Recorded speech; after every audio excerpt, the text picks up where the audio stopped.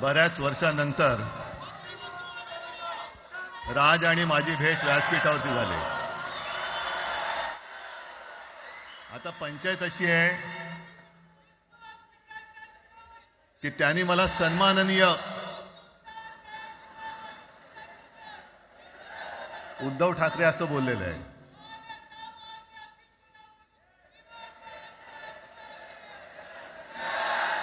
ठीक आहे. आणि साहजिकच आहे की त्याचंही कर्तृत्व आपण सर्वांनी पाहिलेलं आहे.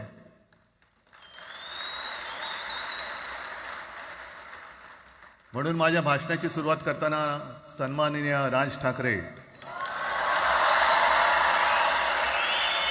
आणि जमलेल्या माझ्या तमाम मराठी हिंदू बांधवांनो, भगिनींनो आणि मातांनो,